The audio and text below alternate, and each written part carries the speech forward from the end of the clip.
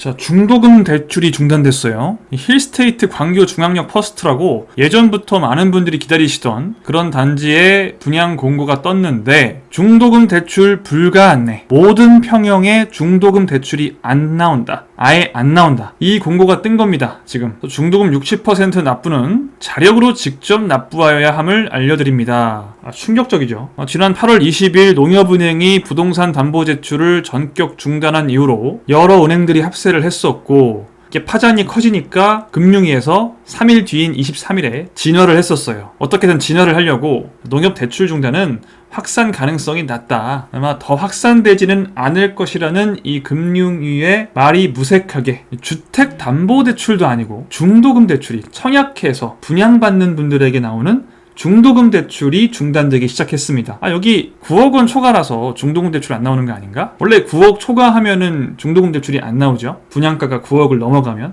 아닙니다. 그게 아닌 게, 원래도 이 전용 84는 9억 8,500만이기 때문에 얘는 중도금 대출이 안 나오겠구나 예상을 했지만, 전용 60, 전용 69는 7억 8억 2천만 원으로 원래 중도금 대출이 나와야 돼요. 중도금 대출 4번은 나와야 되는 건데 이게 안 나온다는 거예요. 얘네들도, 이 작은 평수들도. 자, 앞으로 청약시장은 어떻게 될까요? 이 상황을 보면서 미소 짓는 두 개의 집단이 있습니다. 지금 너무 기뻐요. 이게 누군지 그것도 오늘 모두의 부동산과 함께 알아보겠습니다.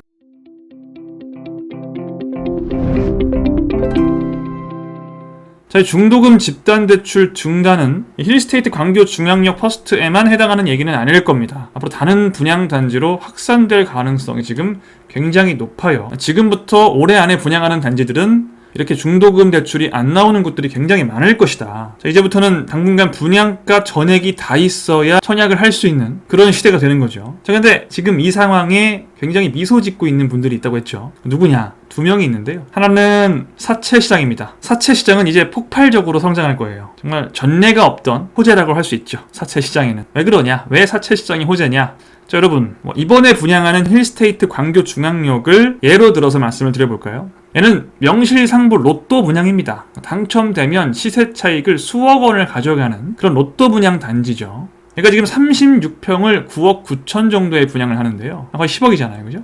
바로 앞에 보시면 2012년에 입주한 아파트가 33평이 16억이에요. 33평이. 얘는 36평을 10억에 분양하죠. 자, 2012년 아파트 33평이 16억이면 이게 신축이었으면 거의 지금 20억이에요. 33평이. 그럼 얘가 아무리 주상복합이라고 해도 17억, 18억은 잡아야 됩니다. 게다가 얘는 36평이죠. 33평도 아니고. 그럼 이 36평은 실제로 거의 18억에서 20억의 가치가 있다고요. 주변 시세랑 비교를 하면. 그럼 지금 최소 18억짜리 가치가 있는 아파트를 얼마에 분양한다? 10억에 분양하는 거기 때문에 18억짜리를 10억에. 얼마의 차이가 있어요?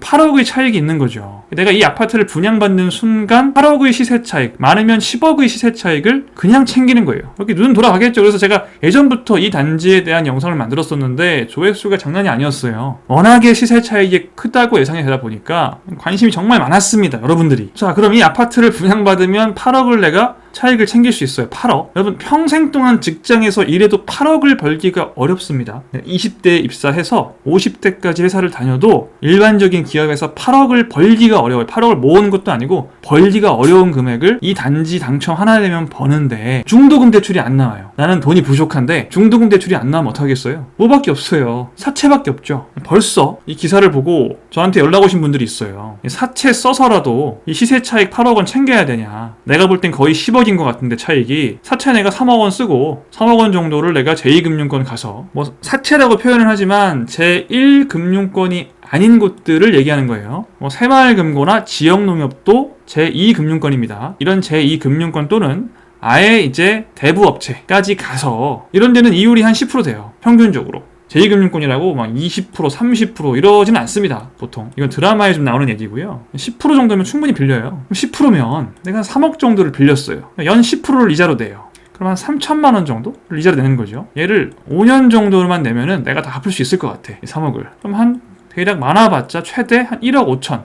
1억 5천 정도를 이자로 내고 5년 동안 시세 차익 8억에서 10억을 챙긴다? 이러면 고민이 되겠어요, 안 되겠어요? 고민이 되죠. 1억 5천이라는 금액은 내 경제가 무너져서 이 빚을 갚을 수 없는 상태가 되지만 않으면 얘는 지금 이 금액에 비하면 너무 작으니까 1억 5천 내고 8억 벌면 무조건 이득인데? 라는 생각으로 벌써부터 이 사채 시장을 알아보는 사람들이 있다. 그러니까 지금부터 제2금융권의 대출량이 급격하게 증가할 거고요. 특히 중도금을 마련하지 못해서 이것 때문에 대출을 받는 분들이 아주 많겠죠. 그래서 지금 이 기사를 보고 제일 기쁜 사람들은 누구예요? 사채 시장을 운영하시는 분들이 제일 기쁘겠죠. 근데 이분들보다 더 기쁜 사람이 있어요. 그 정도는 그 이자 조금 받아가지고 더 기쁜 사람들은 누구냐? 현금 10억이 있는 분들. 자, 현금 10억이 있는 분들은 그냥 8억 원을 그냥 받을 수 있는 좋은 기회가 열린 거예요. 자, 일부 사람들은 이 사채 시장을 들어가서 돈을 빌린다고 하지만 그런 선택을 할 수 있는 사람은 10명 중에 아마 한두 명일 겁니다. 한두 명. 10명 중에 한두 명 말고는 이런 생각을 못 해요.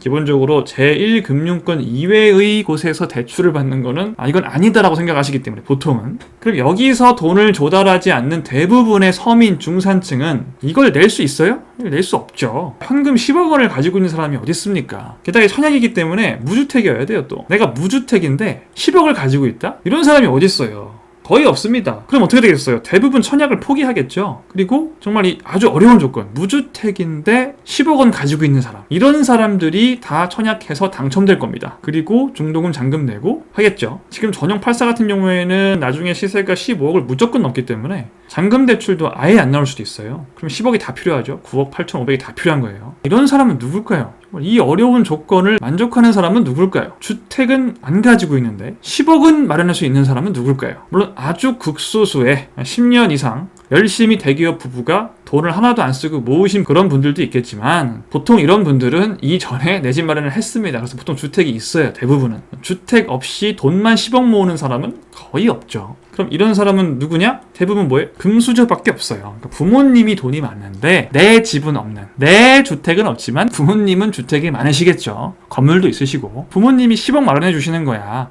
일도 아니니까 10억 있으면 8억을 주네? 또는 10억을 주네? 내가 10억 있으면 10억을 주네? 우리 아들한테 10억을 주면 10억을 줘. 이게 국가의 청약 제도로 정당하게 10억을 그냥 딸 수 있어. 너무 좋죠? 자, 여러분 10억을 여러분이 투자해서 8억이 올랐다. 이거는 투자를 잘한 거예요. 자본주의에서 투자를 잘해서 돈을 번 사람을 뭐라고 할 수 없습니다. 근데 여러분 아무런 실력이나 정보 조사나 시장의 움직임을 예측한다거나 이런 것과 전혀 무관하게 그냥 내가 10억을 마련할 수 있고 주택이 없는, 즉 부자 부모님의 아들, 딸이란 이유로 그냥 8억 원을 얻는 거는 이것만큼 부당한 일은 없어요. 워렌 버핏 형님이 10조를 투자해서 8조의 수익을 올린다 한들 누가 뭐라고 합니까? 근데 갑자기 정부에서 어떤 제도로 인해서 너 10조 있으니까 축하한다, 야 8조 줄게. 이건 말이 안 되죠. 엄연히 다른 겁니다. 돈이 많아서 투자를 해서 돈을 버는 게 아니에요. 지금 제도적으로 돈이 있는 사람들에게만 시세 차익 8억에서 10억을 그냥 주는 거예요. 자, 지금 이런 사람들만 거의 청약을 할 거기 때문에 경쟁률은 어떻게 되겠어요? 경쟁률은 많이 줄겠죠. 그래도 이번에 하는 광교 중앙역 힐스테이트는 워낙 세대수가 한 200세대밖에 안 돼서 이런 분들끼리 해도 경쟁률은 많이 높을 겁니다. 이게 미분양된다거나 그러지는 않아요. 근데 앞으로 이제 한 1500세대를 선발하는 단지에서 분양가가 10억인데 이런 사람들만 청약한다?